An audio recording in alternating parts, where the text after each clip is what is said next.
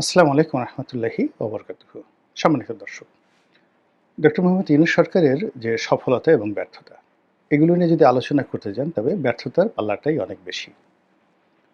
সরকার, যেকোনো সরকারেরই বা যেকোনো মানুষেরই সফলতা থাকে। এই সরকারেরও অনেক সফলতা আছে নিঃসন্দেহে। আর সেই সফলতার একটা প্রধান উপলক্ষ হলো আজকে এই আপনাদের সামনে যেভাবে কথা বলতে পারছি বা তাকে নিয়ে বা তার সরকারকে নিয়ে যেভাবে নির্ভয়ে সমালোচনা করতে পারছি, এটা ইউনূস সরকারের একটা বড় সফলতা, যেটি আগে আমরা ভোগ করিনি।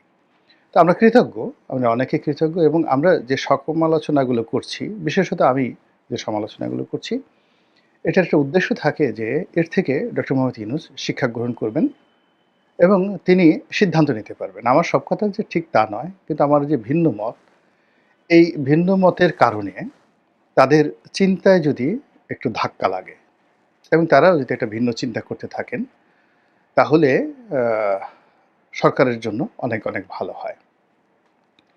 বর্তমান ইউনূস সরকার যে সকল কারণে ব্যর্থতার দিকে এগুচ্ছেন, সেই ব্যর্থতার কতগুলো কারণ, বিশেষ করে ৬-৭ টি কারণ আমি আপনাদের সামনে বলব। ১ম যে কারণ, এটি হলো ডক্টর মোহাম্মদ ইউনূস। তিনি যেখানে বসে আছেন, যে কাজ করছেন, তার চিন্তা, অর্থাৎ তার শরীর যমুনাতে, কিন্তু তার মন আমেরিকাতে। তার শরীর বাংলাদেশে, দেহ বাংলাদেশে, কিন্তু তার চিন্তা এবং চেতনা মহাকাশে, স্টারলিংকে। ফলে কি হলো, মানে তার চিন্তা চেতনার সঙ্গে তার যে বাস্তবতা, বাংলাদেশের বাস্তবতা, এটা মিলছে না। এবং একই সঙ্গে তার যারা লোকজন, তাকে বর্তমান জমানাতে তার যে সকল প্রতিপক্ষ, সে সকল প্রতিপক্ষের সঙ্গে তার তুলনাটাকে তারা অসম্মানজনক মনে করছেন। তারা মনে করছেন তিনি অতি মানব, তিনি মহামানব, তিনি বিশ্বমানব। আর তার প্রতিপক্ষ যারা আছেন রাজনীতিবিদ, তারা ধড়িবাজ, লেখাপড়া জানে না, দুর্নীতিবাজ, গমচোর, তারপরে শেষে মুনাফেক, এমন কোনো অপকর্ম তারা করে না। তো কাজেই একদিকে শ্রেষ্ঠত্ব, অন্যদিকে নিকৃষ্টতা। তো এর মধ্যে তো শ্রেষ্ঠত্বের জয় হবেই। এটা ধরে নিয়ে তারা নিজেদের জন্য একটা ভাইব তৈরি করে তারা চলাফেরা করছেন। এবং কোনো মানুষের মধ্যে যদি সুপিরিয়র কমপ্লেক্স চলে আসে, কোনো মানুষ যদি নিজেকে শ্রেষ্ঠ ভাবে, ভালো ভাবে এবং প্রতিপক্ষকে যদি দুর্বল ভাবে, তাহলে এটা তার জীবনের সবচেয়ে একটা বড় ব্যর্থতা। ২ নম্বর হলো যে এই সরকার কাজ শুরু করার সময়টিতে তারা তাদের কর্মকাণ্ডকে একটা নির্দিষ্ট গণ্ডির মধ্যে তারা ভাগ করতে পারেনি। তারা মনে হয়তো চিন্তা করছেন অনেক কিছু, যেটা আমরা বলি যে এই সরকার অনির্দিষ্ট সময় ক্ষমতায় থাকতে চায়, ৫ বছর ক্ষমতায় থাকতে চায়। এটা তো স্বাভাবিক। যেকোনো মানুষই ক্ষমতায় থাকতে চাইবে, দীর্ঘমেয়াদে ক্ষমতায় থাকতে চাইবে, এটা স্বাভাবিক। এটা নিয়ে আলোচনা কিছু করার নেই। কিন্তু তারা যেটি শরীয়ত দৃশ্যমান, সেই দৃশ্যমান বিষয়ে তারা তাদের যে কর্মকাণ্ড, এটির একটা সীমারেখা তারা এখন পর্যন্ত দিতে পারেনি। এবং সেই সীমারেখাটাকে তারা দোদুল্যমানতায় রেখেছে। ডিসেম্বর থেকে জানুয়ারি, মানে আ যাকে বলা হয় জুন। তো এখন দোদুল্যমান কোনো বিষয়, আপনি ধরেন একটা দোলনাতে বসেছেন, তো সেটা ঝুলছে বা পেন্ডুলামের মতো একটা জিনিস ঝুলছে। ফলে আপনার চোখ একবার সেই পেন্ডুলামের ডান দিকে যাচ্ছে, একবার বাম দিকে যাচ্ছে। দোলনাতে যখন আপনি দুলছেন, তখন ডানে যাচ্ছেন, বামে যাচ্ছেন, সামনে যাচ্ছেন, পেছনে যাচ্ছেন। এই সকল বিষয়ের উপরে কখনো কোনো মানুষ দৃষ্টি নিবদ্ধ করে না। কিন্তু আপনি যদি মাঝামাঝি একটা জায়গাতে বলতেন যে ঠিক এই সময়টিতে, জুন মাসের ৩০ তারিখে, কোনো ডিসেম্বরে না, এখানে নির্বাচন হবে। এরকম একটা সীমারেখা তারা তাদের কর্মকাণ্ডে রাখতে পারছেন। এটা তাদের দ্বিতীয় দুর্বলতা। এবং এই বিষয়টি খুব ছোট তাদের দৃষ্টিতে, কিন্তু যারা শুনছেন, যারা স্টেক হোল্ডার, তাদের কাছে এটা একটা বিরাট বিষয়। এটা অনেকটা আলো আঁধারির মতো, এটা অনেকটা আলেয়ার মতো। যার জন্য তাকে নিয়ে সন্দেহ করা, তাকে নিয়ে ভয়গ্রস্ত হওয়া, আতঙ্কগ্রস্ত হওয়া, এটা স্টেক হোল্ডারদের জন্য অপরিহার্য হয়ে পড়েছে। ৩ নম্বরে যেটি হচ্ছে সেটি হলো তারা জনপ্রিয় হতে চাচ্ছে। মানে একে যাবৎকালে যে সকল কর্মকাণ্ড, সেই সকল কর্মকাণ্ডের মধ্যে তাদের জনপ্রিয় হওয়ার এবং অমরত্ব লাভের যে আকাঙ্ক্ষা, সেই আকাঙ্ক্ষা তাদেরকে পেয়ে বসেছে। যেখানে দ্রব্যমূল্যের দাম নিয়ন্ত্রণ, তার চেয়ে গুরুত্বপূর্ণ হলো আইনশৃঙ্খলা ১ নম্বর সমস্যা। তো আইনশৃঙ্খলা রক্ষা করা, এমনকি ভাত খাওয়ার চাইতেও এখন আইনশৃঙ্খলার ব্যাপারে মানুষের কনসার্ন অনেক, অনেক বেশি। এই জায়গাটিতে তারা মনোযোগ না দিয়ে তারা চট্টগ্রাম বন্দর, করিডোর, নতুন ইনভেস্টমেন্ট, এই সকল বড়, বড় বিষয়গুলি নিয়ে তারা সুদূর প্রসারী একটা স্বপ্ন জাল তৈরি করার চেষ্টা করছেন। এটাকে বলা হয় পপুলারিজম। রাজনীতিতে আসলে পপুলারিজম যে জিনিসটি, এটি হয় না। এটি কোনো অবস্থাতেই ভালো মতো কাজ করে না। তো তারা এই যে পপুলারিজম করার চেষ্টা করছেন, এটি তাদের ৩ নম্বর দুর্বলতা। ৪ নম্বর দুর্বলতা হলো যে তারা একটা ব্র্যাকেটের মধ্যে চলে গেছেন। সেটা এনসিপির মাধ্যমে, সেটি তাদের উপদেষ্টা মণ্ডলীতে যাদেরকে তারা অন্তর্ভুক্ত করেছেন, সেই অন্তর্ভুক্ত করার কারণে তাদেরকে যেকোনো মানুষ ব্র্যাকেট বন্দী করে ফেলতে পারছে। তাদেরকে গ্রামীণ ব্যাংকের সরকার, তাদেরকে এনজিও মার্কার সরকার, তাদেরকে চট্টগ্রাম কেন্দ্রিক সরকার, তাদেরকে আমেরিকা ব্যাক সরকার, ইউরোপ ব্যাক সরকার, তারপরে তাদেরকে ছাত্র জনতার সরকার, এরকম বিভিন্ন ব্র্যাকেটে তাদেরকে ব্র্যাকেট বন্দী করে দেওয়া হয়েছে। এবং এই যে ব্র্যাকেট বন্দী, সেই ব্র্যাকেট বন্দী হওয়ার ক্ষেত্রে তারা সেখান থেকে বের হওয়ার জন্য বা সার্বজনীন হওয়ার জন্য তারা সেই চেষ্টা করেননি।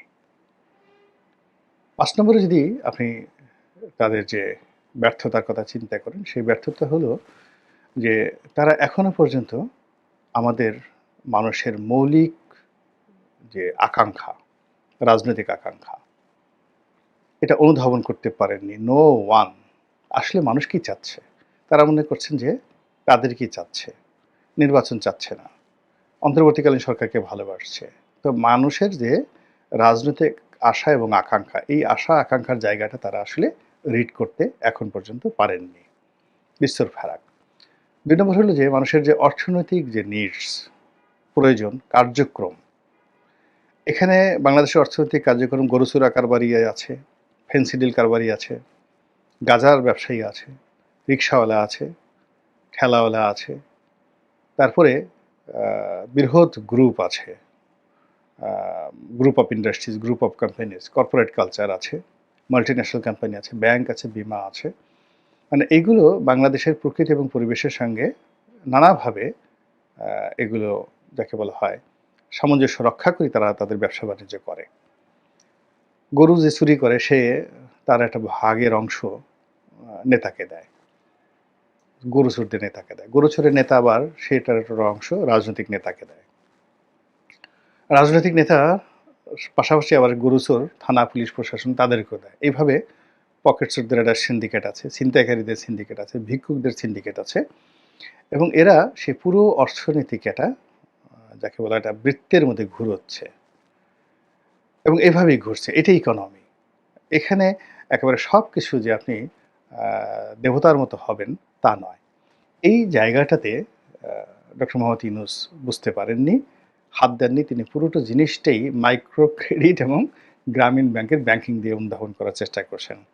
ফলে কি হচ্ছে, গরু চোরা কারবারিতে ধস নেমেছে, গাঁজাতে ধস নেমেছে, বেশি হাসছে, কম আসছে, এলোমেলো হয়ে গেছে। পুরো মন্দ কাজে সয়লাভ হয়েছে। আগে একটা চ্যানেলের মাধ্যমে হতো। যেমন ধরেন আমাদের যাকে বলা হয় ড্রেন, বাসার মলমূত্র যেগুলো যায়, সেগুলো একটা ড্রেন দিয়ে যায়। বাসা থেকে বের হয় পাইপের মাধ্যমে, তারপরে ড্রেন, তারপর ম্যানহোল। এখন এগুলো যদি মেনটেন করে না করে সিটি কর্পোরেশন, আপনার ড্রেনটা ফেটে গেল, ম্যানহোলের ঢাকনা উপড়ে গেল, তখন কি হবে? ময়লা আবর্জনায় পুরো সমাজ সয়লাভ হয়ে যাবে। এবং ঠিক সেম ঘটনাটাই এখন এই ডক্টর মোহাম্মদ ইউনূসের জমানাতে ঘটছে। যে এখন এই গরু চুরির টাকা মানে পবিত্র জায়গায় চলে যাচ্ছে, গাঁজা এমন জায়গাতে চলে যাচ্ছে এগুলো বলাও যাচ্ছে না। তো এই জিনিসগুলো অর্থনীতির যে চাকাগুলো, সেই চাকাটা সঠিক পথে না চলে ভেদা কেদার মধ্যে চলে গেছে। তো ৬ নম্বর গেল এটা। এখন ৭ নম্বরে তার যে সমস্যা, সেই সমস্যাটা হলো সে কথা বলতে মানে পারছে না। সে কথা বলছে, যথেষ্ট কথা বলছে। সে মনে করছে যে এই কথা অক্সফোর্ড ইউনিভার্সিটিতে যেভাবে বলি, তারপরে বিদেশের বিভিন্ন সভা সমিতির যেভাবে বলি, ঠিক সেই কথাটা সে বাঙালিদের সঙ্গে বলতে সে স্বাচ্ছন্দ্য বোধ করছে না। সে যাই বলছে সমালোচনার পাত্রতে পরিণত হচ্ছে, এবং সরকারের যারা কর্তাব্যক্তি একই অবস্থা। দেখেন রেজওয়ানা কত সুন্দর সুন্দর শাড়ি পরেন, কত সুন্দর কপালে টিপ দেন, কত স্টাইল করে কথা বলেন, এত সুন্দর করে হাসেন, একটু রাগ হন না, কিন্তু পাবলিক তার কথা কমিউনিকেট করতে পারছে না, রাগ হয়ে যাচ্ছে। একইভাবে আপনি চিন্তা করেন আসিফ নজরুল সাহেব, দ্য মাস্টার অফ টকিং, কত সুন্দরভাবে কথা বলতেন, কিন্তু এই যে জনগণের সঙ্গে কথার সঙ্গে তিনি কমপ্লাই করতে পারছেন না।